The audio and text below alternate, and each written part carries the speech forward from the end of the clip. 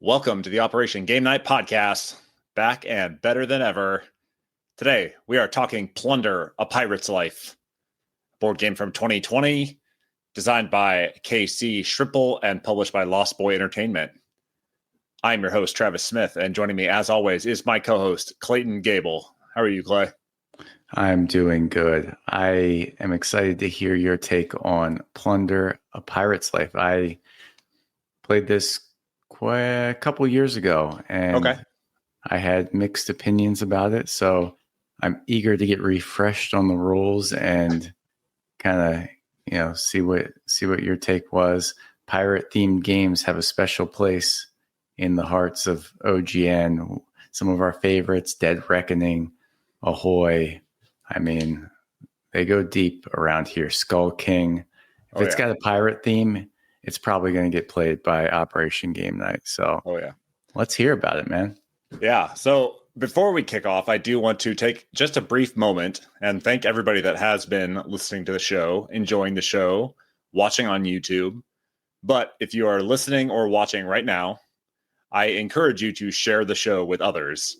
We want to make sure that we are reaching our widest possible audience. So like and subscribe, give us ratings. We like seeing that stuff come in on YouTube, on Spotify, on Apple Podcasts, and it really helps out the show. So thank you for those that have been supporting us, and please continue to do so. Clayton. Even better, leave us a review. Yep. That I listen to all these other podcasts, and they're always clamoring for reviews. I guess it must be good for the algorithm to have reviews.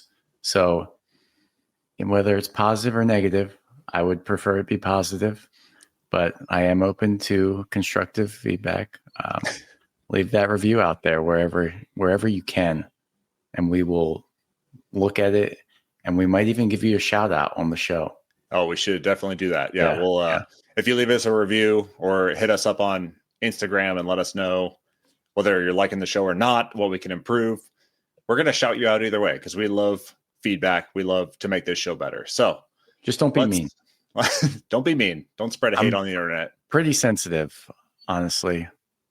Don't hurt Clay's feelings. Yeah, I'm a soft little pirate boy, so I need kitty gloves with my feedback. That's okay. All good. Let's set sail with Plunder, A Pirate's Life. This game was published in 2020. Plays 4 to 6 players. Playtime is 40 to 120 minutes. Pretty lightweight. It's 1.89 on Board Game Geek. And the whole concept behind the game is you are controlling ships with pirates on them to sail around an archipelago of islands to score 10 victory points. You score victory points by adding more ships, controlling more islands, and potentially discovering buried treasure, which could give or take away your victory points. To me, this game feels like it's kind of riding this weird wave at the tail end of like Catan's American success, where you're trying to score the 10 victory points. You do so by managing a hand of cards that are your resources, pretty simple resources like gold, iron, wood, and you're trying to trade those resources in to upgrade your ships and to potentially buy victory points at the end. So at the beginning of the game, you start on one island in this big grid of islands. And so you start on a very small one. It's got one port on it. And on your turn, you're going to roll a die that has 1 through 6. And you're going to move your ship that number of spaces to either other islands to try and secure the buried treasure, which are these little red X's on the map that move around. And really, you don't start off with all that much. You get one resource per turn, and you're kind of slowly accruing resources as you go along. The more islands you control, the more resources you pull each turn. If you end up on a space with the red X, you can take a plunder card, which are kind of randomized, right? So they have different effects. You can either get a end game scoring point, one point closer to the 10 that you need. You could steal gold from your opponents. You can trade cards with your opponents. You could upgrade your ship, or worst comes to worst, you could lose a victory point. And so they're kind of randomized. You never know what you're going to get. And once you discover that buried treasure, you're going to spin these little dials that will move the X's to the other positions on the grid. When you are moving your ship, you move it the number of spaces that you rolled or the number of pips on the die that you rolled. And you can upgrade that if you buy a mast for your ship. So if I have one mast and I roll 3, I can move 4 spaces. If I have 2 masts on my ship, because I've accrued enough resources to upgrade my ship that many times, I can move 2 extra. The other things you can buy are, cannons for your ship, super important, or you can buy additional lives. So each of your boats, you start with 1, has 3 pirates on it. And as you get attacked or you take damage, you lose one of those little pirates. He comes out of your boat. Super cute to push these little pirates into your boat. They kind of reminds me of the Game of Life. Clayton, what you got? I just, before we move past it, when you're talking about upgrading this ship, can you bring up a picture of the actual components? I'm sure you were going to get to it, but this was what I remember being the coolest part of the game for me. When you upgrade your ship, you're actually slotting in little cannons and masts into your ship, and it's very satisfying and very cool. Yeah, so most you can have is 2 cannons per ship. Most you can have is 3 lives per ship, these 3 little cute red pirates that go on the back of your boats. And then there's 2 slots on the main keel for the 2 masts if you can afford them. And so you start docked at your island that you own. You put a little flag on it and you start there. You're sailing around. And you're trying to upgrade your ship so that you have more firepower. You have the opportunity to take control of not only opponents' islands, but these neutral islands that are out there as well. But the neutral islands come with additional firepower. So if I'm rolling combat dice, let's say I'm attacking a island with two skulls on it. Neutral island, everybody starts on an island with 1 skull. If I'm attacking a 2 skull island, I will roll a combat die. Somebody else will roll for the island, and whatever the island rolls, it will get 2 additional damage. If I have any cannons, I get 1 additional pip per cannon that I have. So you're kind of trying to either tie or beat whatever the island is rolling to take control of that island, potentially get more resources down the line, and get yourself closer to the 10 victory points. The movement is pretty interesting on this one because the board is it's always different, right? You can lay it out in any arrangement that you want. The archipelagos kind of align differently depending on how you lay out these big tiles. The game board itself is scalable depending on how many players you're playing with. So it can be smaller for 2 players. It's probably 6 by 6 of these big square grids. For 6 players. We played at 5. It was a pretty big map. And then you have this kind of grid reference system along the outsides. And the cool thing about the way that the islands are laid out is that the ports are not easily accessible. I can't just stop at any place on the island and claim that I'm in the port. You actually have to navigate around the island to a little spot that has an anchor on it for me to interact with that island, whether it's attacking or trading. Some of the islands have little barrels on them, and those are your trading ports where you can trade resources 2 for 1 with the bank. And so you're sailing around, you are fighting islands, you're fighting each other. You can run up on other ships and combat them if you're 1 space away. But you might see on this picture, there's this big scary white block around a 3 by 3 section of the board. This is the storm. And the storm inhibits movement in and out. So if I am trying to get to this port down here with the 2 skull island, and I need to move into this section that has the storm, I have to pay 2 resources just straight to the bank. I discard those. I can move into the storm. If I want to leave the storm, I have to pay 2 resources. And the way that the storm works is if I am sailing around and I roll my movement die and I roll 1, the 1 has a little white border on it that looks exactly like the storm. And when you roll that 1, you move 1 plus whatever amount of mass that you have. And then you spin these little spinners, you flick the spinners, and whatever grid section that spinner lands on, the storm will move to that section. So you got storms moving around, you got X's moving around, you got boats moving around, and the game gets chaotic really fast once people start levying their firepower. Like people are upgrading their cannons, and those ships become really scary really fast, especially if you start running low on health because you attack the lower level islands or whatever it is. So yeah, this game is really fun. It's really interactive. It feels a little bit like combative Catan because you're kind of doing this resource management type game as you're upgrading your boats. And yeah, Plunder is a phenomenal game. I don't want to say phenomenal. I did have my complaints with it. Yeah, I had a lot of fun. I'm glad playing you it. reeled that back a little bit. Yeah, I think it's fun. I haven't played a game like this in a while. If I had just come off a bunch of games from the late 2010 to 2020 era, I probably would be less enthused by it. But I haven't played a game like this in a while, and I think it's a refreshing take on that type of like hand resource management. Plus, those little boats are so fun to build and sail around. So, what were your takes on this game?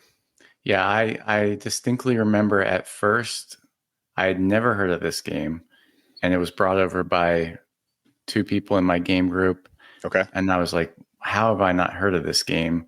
And they said they got it like Target or something. So I'm like, this is like a mass market game. And then I was just impressed initially by the production. Like I said, with the boats, I was like, well, this is super cool. And then I remember being impressed by the simplicity of the gameplay.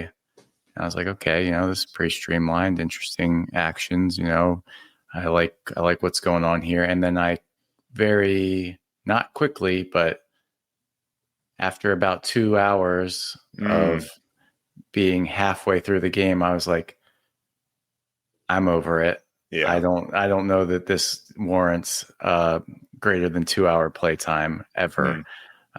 So what's great, and I love games with simple actions and quick turns and, not too weighty decisions, but I do not like being stuck in that world for an extended period of time.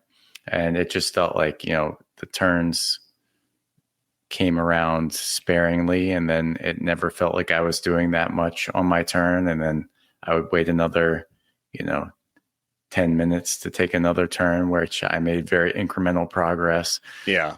So yeah, I guess the turns just weren't snappy enough to feel like you were getting to your actions as quickly as you wanted to. So I don't know. I was, like I said, initially impressed, and I think it does a lot of things well. And it is a cool take on, maybe a Catan step up where you have more interaction and combat, but it suffers from a lot of the same complaints I have with Catan. So yeah, and I do want to walk that statement back. It's not a phenomenal game, but it was enjoyable.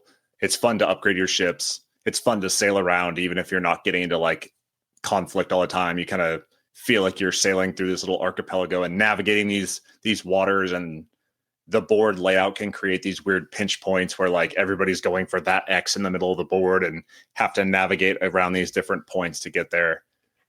If you play with a bunch of pacifists, people that do not want to get into combat, this game could take forever. And if you get knocked out, like let's say you lose your last boat on the ship, you're just like rolling and waiting until you can come back. So you can buy boats with your resources, but it is the most expensive thing to buy. That and victory points are the most expensive things to buy. And if you are just sitting there collecting one card every turn, waiting to come back, and you're drawing a random resource every single time, this game could take a long time. I'm sure that there's some house rules. God. Now that you said that, that is exactly what happened. I lost my ship. Oh. And it was just that perpetual hell of just taking a turn, doing nothing, and waiting for my next turn, just hoping I could get enough resources to build a new boat. And I was like, this is the freaking pits. So yeah, I remembered the feelings, but I couldn't remember exactly what was happening. Yeah. And as soon as you mentioned that about losing your ship, that's totally what happened to me. And it did sour the experience. So yeah, It's pretty rough. I did not lose a ship. We had people at the table that did. If you have additional islands, let's say you have 3 islands out there, 4 islands, that's the time to be super hyper aggressive and go after people, because every single turn you're drawing 3 or 4 resources depending on how many islands you have. So like once you have that engine going where you're collecting so many cards that you can then turn into ships, like time to go after people, time to get violent. And that stuff takes a while to get going, but once you have that engine going, it is pretty fun. The game is pretty swingy because it's very luck based. You're rolling die for combat. You are drawing random cards. If you pick up a plunder token where you go to the buried treasure, and those are pretty swingy because you either get resources, you lose victory points, you get victory points. It's all very random. And the placement of those X's is completely determined by a spin of a wheel. And so, like, during my play, I was kind of sailing around my half of the board, and all of the X's, the plunder, the buried treasure, is on the opposite side of the board where I can't get to it because there's so many boats sailing around there. So, like, I just kind of bided my time. I kind of just sailed around my little islands and did what I could until I could get the additional islands to get the more resources to turn them in. And so I eventually ended up with a bunch of resources traded in for additional boats. And I was like 1 victory point away. I was able to blockade a bunch of people that were coming in to take my island because they were sailing directly for my ports where my little flag was. And I was able to buy the boat and place it right there in the port to block them. And then I had additional ships come in and wipe them out. So, yeah, I don't know. It's probably of a time, but I think if you pick this up today, you'd still get enjoyment out of it if you like this type of game. It is like it feels like an adventure to play. But yeah, the swinginess and the length of the playtime would probably sour some people on this one. Yeah, like I said before, with regard to the simplicity of it, it's not a heavy game, and that's great. And I certainly don't mind games with a lot of luck and randomness, but I do mind both of those things when they are excessively long. Yeah. So, just be mindful of that. It might be better. I know you played at a higher player count. I played at 4. Okay. So maybe there's a sweet spot at like 3 that could rein in that play time and, feel a little nicer to play. But yeah, board game. What we know. Yeah, Board Game Geek suggests 4 players as the best at, and it was we went over to somebody's house and we're kind of hemming and hawing about what game to play, and we're like, oh, maybe Cartographers, like something lighter. And he's like, no, I want to play Plunder. And so he pulls it out. I'd never played it before, don't really know anything about the game, and he sets it up. And I had no idea that this was going to play as long as it did. We had like kids running around and babies being held and people stepping away between their turns. And man, it dragged a little bit. It dragged long. and then we finish and he goes, man, that's the first time I've ever finished one of these games in one sitting. Like, why did you pull this out? Yeah. Jeez. We made it happen. It worked. We got there eventually. It did take a long time, but I think it's a good game. I think it's of an age. It's a very specific type of game. But man, putting those ships together feels really good when you buy the cannons and the masts and you're like slotting them in. And they're like these, I mean, they're like pretty big. They're maybe $50 size. They're like an inch long. They're pretty meaty boats. They're probably longer than that. They're probably 2 inches long. But yeah, it feels good to sail those around and navigate the islands and search for buried treasure in Plunder: A Pirate's Life. Yep. I think for the casual gamer, and you introduce this to somebody that doesn't play a ton of board games, they would probably find this to be a world of fascination here, because you do get to sail around and be a pirate and you have cool pieces to play with. So, I mean, I don't think it doesn't have a place. But yeah. Nice. Did we do it? I think we did it. All right. This has been Plunder, A Pirate's Life. We have been OGN. I have been Travis. He has been Clay. And we Leave are us out. a review. Give us a review. Oh, no, I'm stuck. No, don't review this part. Shut it down.